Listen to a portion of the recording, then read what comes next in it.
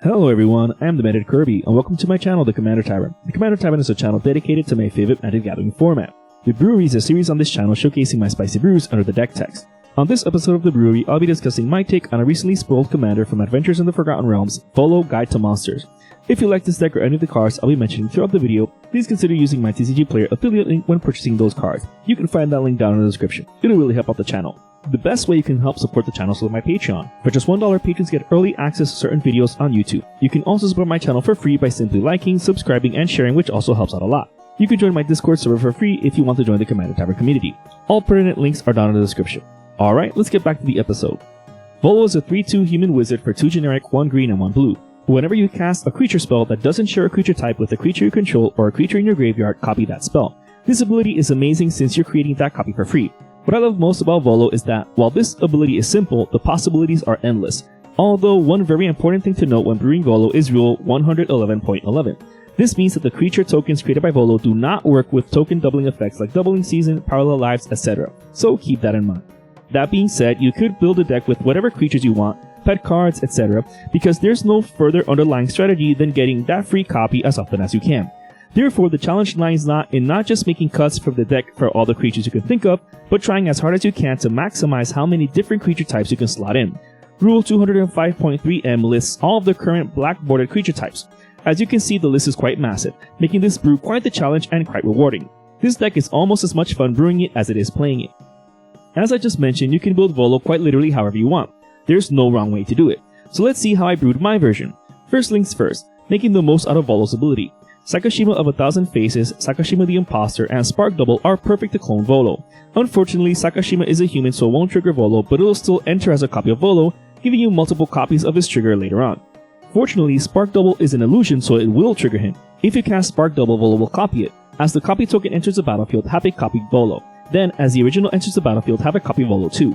Just one card gave you 3 Volos on the battlefield, which means 3 copy triggers for each creature spell you cast. Essentially, this makes Spark Double the best card in the deck. Hum of the Host is another way to copy Volo. Having non-legendary token copies of Volo means that they synergize amazingly with the token copying effects of the deck, which we'll see in a minute. Things get verily insane the more copies of Volo we have on the battlefield. Twinning Staff, Strionic Resonator, and Lithoform Engine are some more ways to copy Volo's trigger. Twinning Staff is the second best card in the deck since it copies Volo's ability for free. Well, it's not technically copying Volo's ability, it's copying the copy Volo puts on the stack. However, if you have multiple copies of Volo on the battlefield, this staff will also copy each of those spells that many times. So if for example you have Volo, both Sakashimas as copies of Volo, and both Spark Doubles as Volo, casting any creature that triggers Volo will have that creature spell copied 5 times. If you have Twinning Staff out, that creature spell will be copied a total of 10 times. Insane. The other 2 artifacts aren't as busted as Twinning Staff, but they can still be used to copy Volo's trigger for just 2 generic and tapping. Lithoform Engine can also copy permanent spells, which is quite useful if you do cast a creature that has the type of a creature already in play.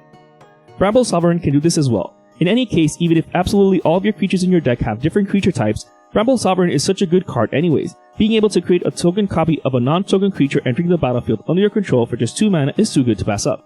While my deck tried to maximize creature type variance as much as possible, you'll see some fun interactions with it later on. You can even copy Sakashima of 1,000 Faces when it enters the battlefield in order to get yet another Volo. You can also copy Sakashima with Lithoform Engine while he's on the stack as well.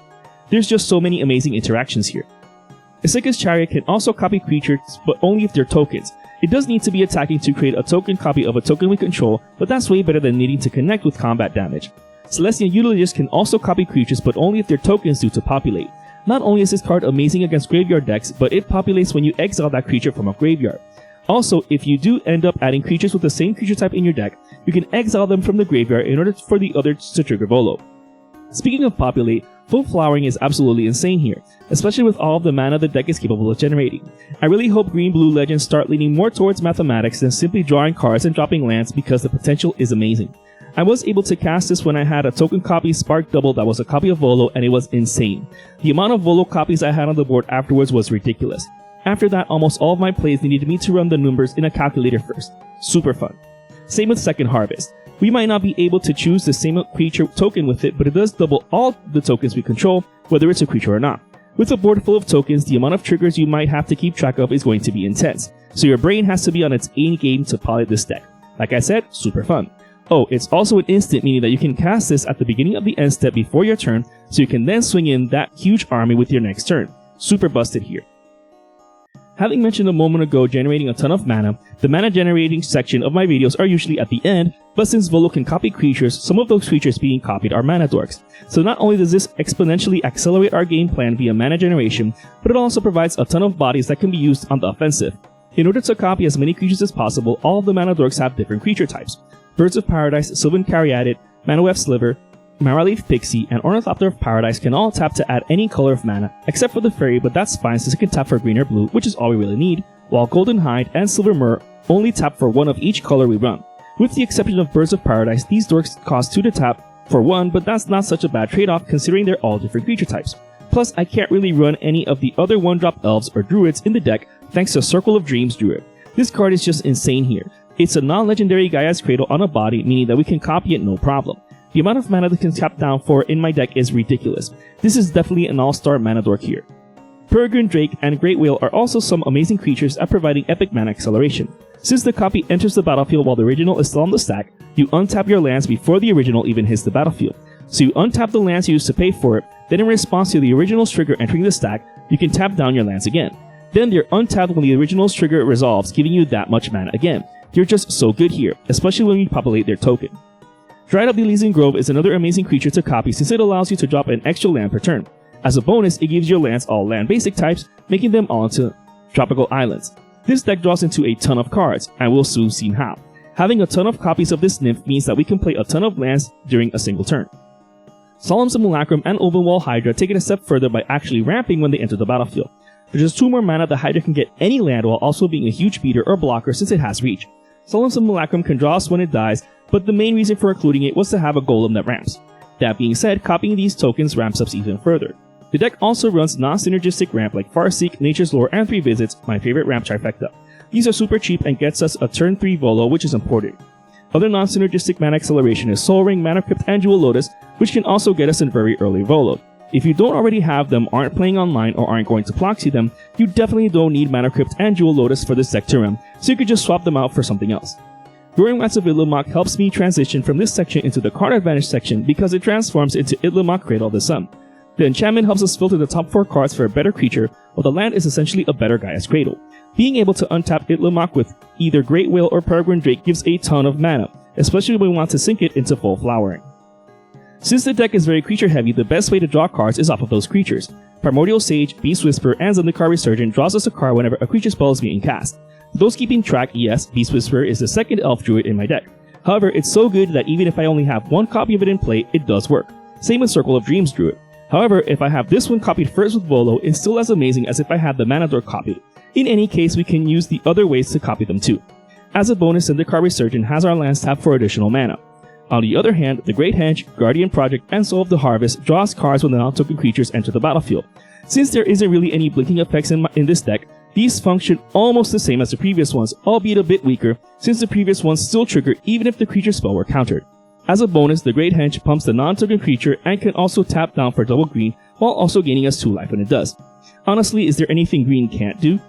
Karuga the Macro Sage and Tishana Voice of Thunder can draw us massive amounts of cards when they enter the battlefield. Keep in mind that tokens that are copies of actual cards maintain every property of the card, including casting cost. So Karuga will also draw off of any tokens that are copies of permanents with mana value 3 or higher. Tishana draws us cards out of however many creatures we control regardless. It's also a huge beater since its power and toughness are each equal to the amount of cards in our hand. As a bonus, we also get no maximum hand size. With these legendary creatures, it's important to note that even if we don't have Sakashima of 1,000 Faces on the battlefield, we'll still get both their triggers and we'll still keep a copy. Always choose the original since tokens disappear from the graveyard. This means that the first copy that enters, we get the trigger. It resolves, then the original enters. State-based actions are checked, the token bites the dust, then the original's trigger enters the stack, and we let it resolve. So we still get double triggers even though they're legends if we do it this way. Muldrifter and Uro Titan of Nature's Wrath aren't as busted as Karuga and Tishana, but they're still great at drawing us cards. For those keeping track, Muldrifter is the other elemental in my deck. However, evoking it while there's no other elemental in play or in the graveyard, and we get to draw 4 cards for 3 mana while also keeping the token copy on the battlefield. If we do have another elemental in play, worst case scenario, we just draw 2 cards unless we also have Bramble Sovereign in play. Uro only draws us 1 card while we get to drop a land from our hand too for just 3 mana. Unfortunately, both it and its token get sacrificed since they didn't escape. That being said, if we do escape it, we still get a copy, but this time just the copy goes away. so escaping Uro is also another way to get duplicate creature type creatures out of our graveyard. Nissa Vital Force and Tesseract the Seeker are the only two planeswalkers in the deck, and they're here mostly for card advantage. While Nissa's first ability can help us accelerate mana, after the next turn she'll ultimate for the emblem, which is more important.